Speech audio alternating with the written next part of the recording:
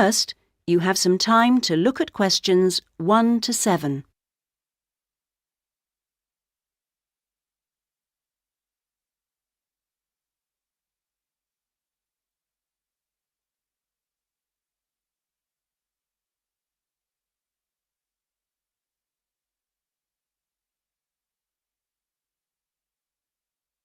You should answer the questions as you listen, because you will not hear the recording a second time.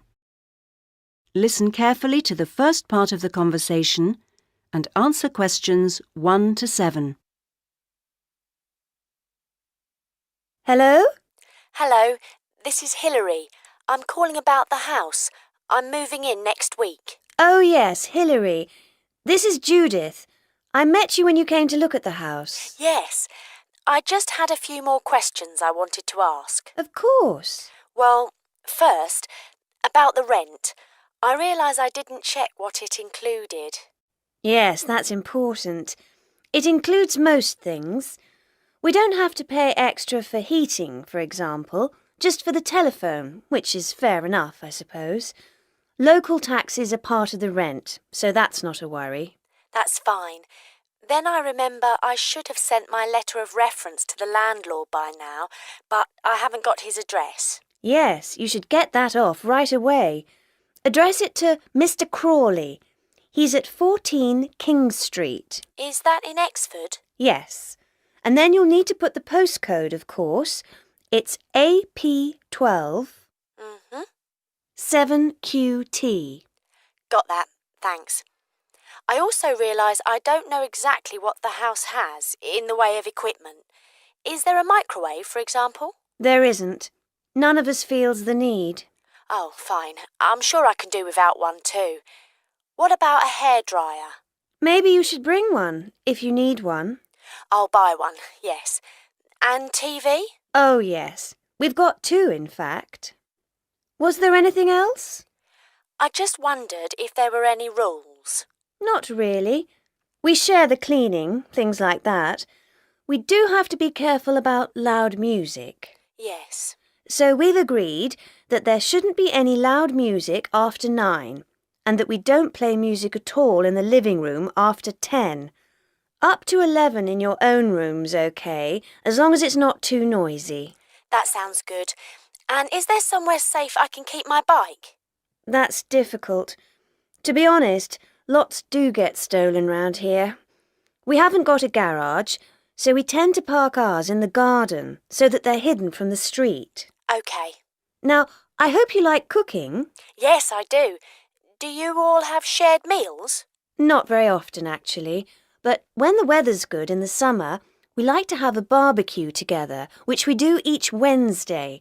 We tend to go out at weekends. Sounds fun.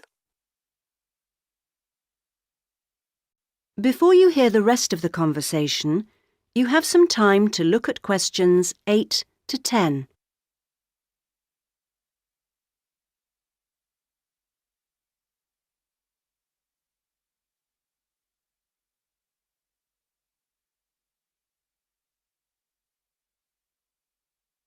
Now listen and answer questions 8 to 10. Are you familiar with this area? A bit. Actually, there are a few things that I'd like to know the location of. A bank, for example. Yes, there's one quite close. You just go up to the junction near the house, the one where 4 roads meet, and go straight ahead and then take the second left. It's a little way down there on the left-hand side. That's convenient. Another thing is that I'd like to check my emails quite often. I was wondering how far away an internet cafe was. Well, there are a couple actually, but one's much cheaper than the other. The one I use is very handy. You just go up to the big junction and then, well, I go straight ahead and then turn right so that it's on the right-hand side.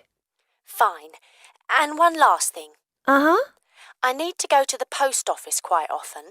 I'm hoping there's one quite close to the house. You're in luck. You'd walk up to the big junction and then, if you want a nice route, take the street that's slightly to the right. Then you'd want the second left and you'd find it on the right side of the street. Well, it all sounds great. So, we'll see you in a couple of days' time? Yes. OK. Bye. Bye. That is the end of part 1. You now have half a minute to check your answers.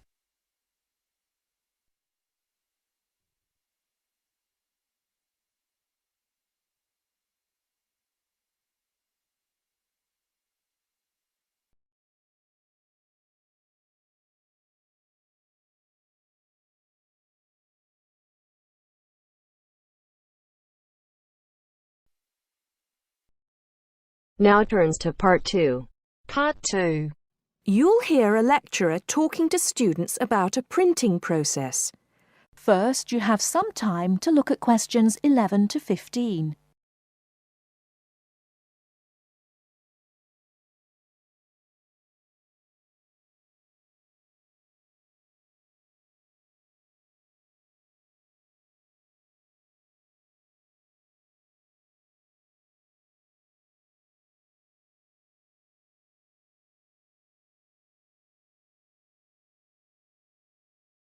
Now, listen carefully and answer questions 11 to 15. As I've made clear in earlier lectures, many different solutions have been proposed to the basic technological problem of getting meaningful marks onto paper. In other words, several different forms of printing have developed over the years, many of which are still in use today for different purposes. This week, I'd like to discuss the rotogravure process. This is one of the most widely used printing processes, and after describing how the process works, I'll be describing some of its industrial uses and the advantages and disadvantages of this form of printing. As the name implies, rotogravure is a form of printing in which large cylindrical pieces of metal rotate, while the paper to be printed passes between them. The paper is held in place against the printing surface by the impression roller. The weight of this roller is one of the factors that affect how much ink is actually transferred to the paper. Remember that this roller does not directly transfer ink onto the paper. The side in contact with the impression roller remains blank, and it's the other side of the paper which is actually the printed side. The impression roller presses the paper against the ink-bearing roller, generally known as the gravure cylinder. This roller is etched or engraved using either a laser or a diamond-tipped etching machine. This creates a large number of tiny holes in the surface of the roller which hold the ink. The depth and size of these holes determines how much ink is picked up from the ink fountain, which the whole printing assembly rests in. How much ink is picked up, in turn, determines the density of the image produced. As it rotates, the lower roller picks up more ink on its surface than is required, and this needs to be removed before contact with the paper. A flat edge, called the doctor blade, scrapes against the surface and removes all ink which is not in one of the holes on the surface of the lower roller. This should lead to a clean image. Before you hear the rest of the talk, you have some time to look at questions 16 to 20.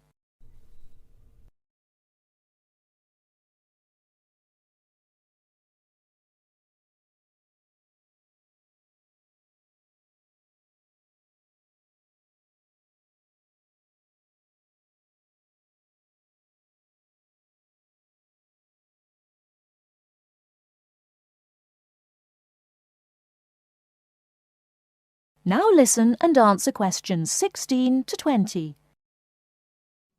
Now that we understand a little of the mechanics of rotogravure printing, I'd like to look at it in the wider context of the printing industry and discuss the main uses. One of the main advantages of the rotogravure process is that the amount of ink which can be transferred to the paper is high compared to other printing methods. This means that a broad density range can be produced. In other words, with rotogravure, it's possible to produce many different light and dark shades, making it particularly suitable for reproducing photographs and fine art. For shorter print runs, some other processes may give a finer image, but rotogravure is ideal for jobs that involve printing, for example, 1,000,000 magazines. One common place where you'll see printed matter that has been produced by rotogravure is in the advertising material that is often inserted into Sunday newspapers. Of course, it's not just paper that can be printed by rotogravure. It's a very flexible process, since the rollers used can be made to any size required.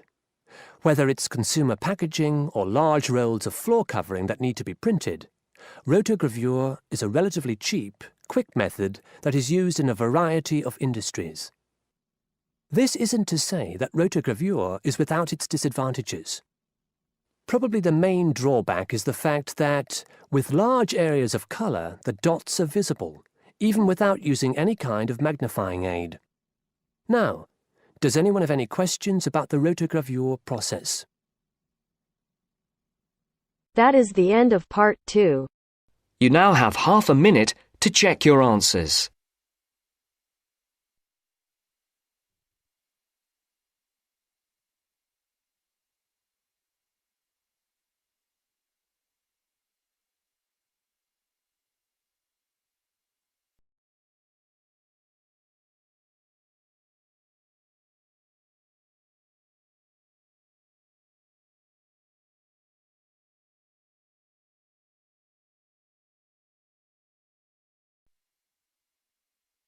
Now turns to part 3.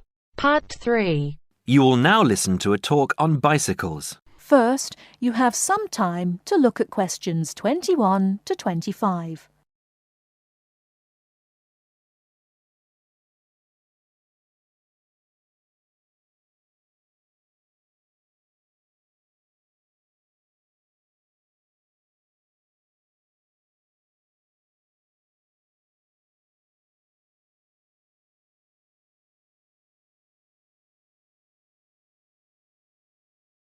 Now listen carefully and answer questions 21 to 25.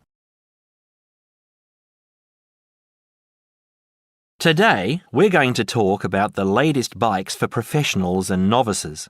There's something to suit everyone from price to function. The Atlantis is a touring frame. It's also perfect for commuting and trail riding, and anything short of super fast road riding. The tubes are stout, to take touring loads and trail abuses. The tyre clearances are majestic, so you can fit tyres up to 2.35 inches. It's designed for cantilevers or V-brakes. If you have to limit yourself to just one bike and you want to be able to ride just about anywhere, this is the bike to be on. It is our most popular model for just that reason, and there isn't an unhappy Atlantis owner in the land. The Rambouillet, our all-around road bike, is available either as a frame with fork and headset for $1,400 or as a complete bike for $2,300. Compared to the Atlantis, it is a lighter frame, not intended for loaded touring or rough trail riding.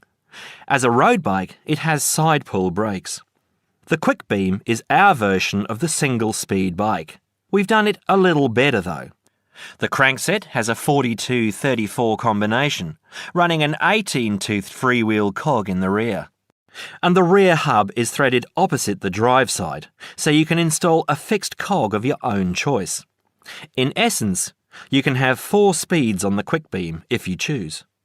The Quick Beam is available as a frame with fork and headset for $900, or as a complete bike for $1,300. This is a rugged, versatile bike that you can ride on the road as well as on rough trail. Before you hear the rest of the talk, you have some time to look at questions 26 to 30.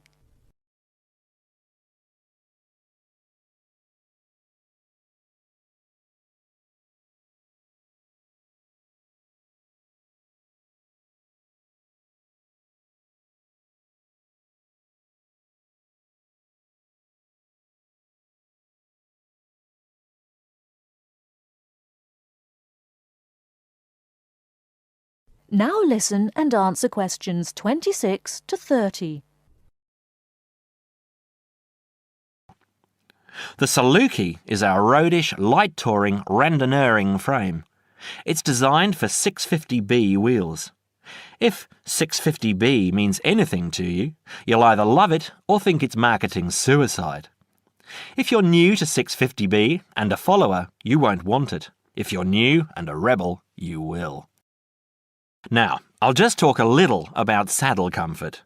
The road bike, for the most part, has turned into a high-tech, uncomfortable machine, and the proof is all around us. Look through any bike magazine or catalogue and you'll see the saddle up to 6 inches higher than the handlebars. It is impossible to be comfortable on such a bike. It forces you to lean forward, putting more weight on your groin, hands and arms. People ride these bikes with straight, locked-out arms and wake up with aching backs. They endure it, get used to it, or buy recumbents. When we custom design a bike for you, you'll be able to get a comfortable position.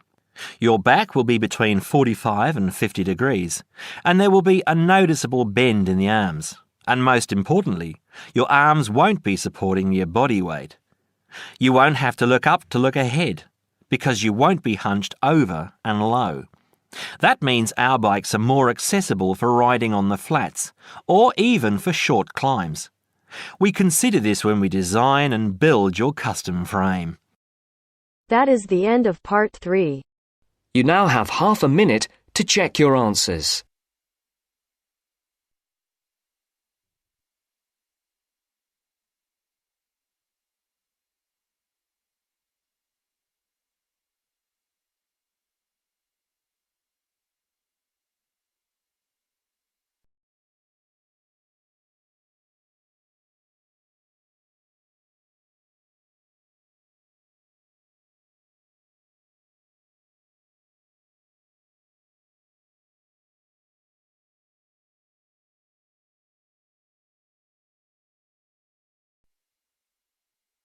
Now turns to part 4. Part 4. First, you have some time to look at questions 31 to 40.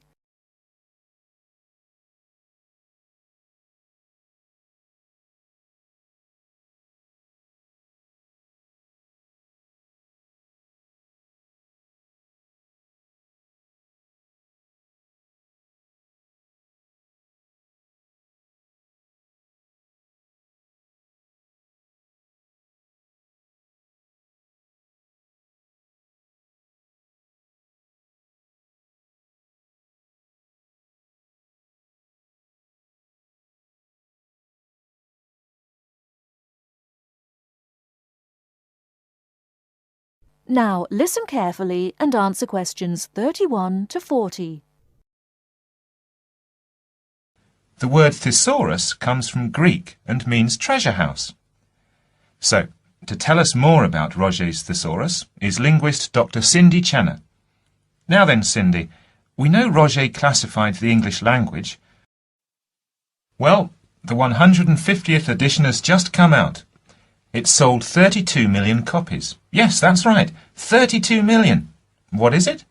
Roget's thesaurus. Now, Roget's thesaurus is a type of dictionary in which words with similar meanings are grouped together. The word thesaurus comes from Greek and means treasure house.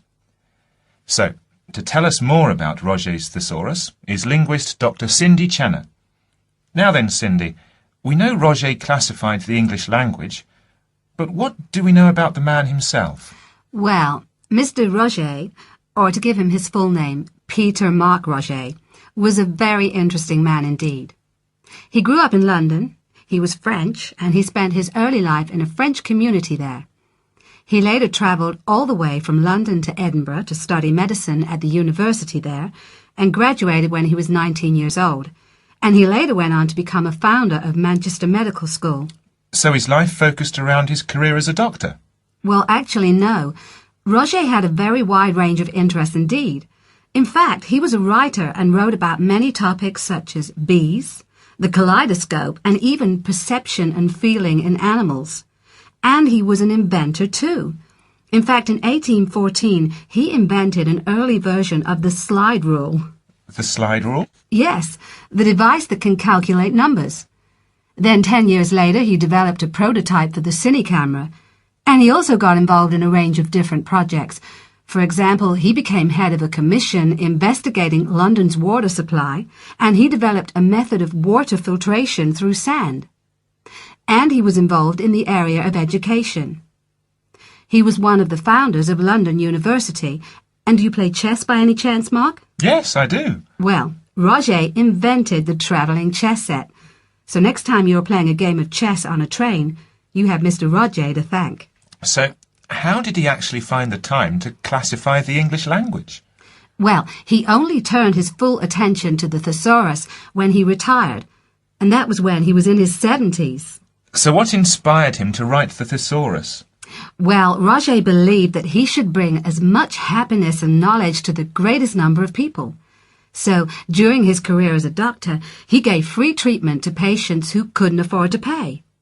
We also know that he set up a clinic to help poor people to recover from operations and serious illnesses. Basically, he wrote the thesaurus to help people learn. He aimed to help those who needed practice in writing.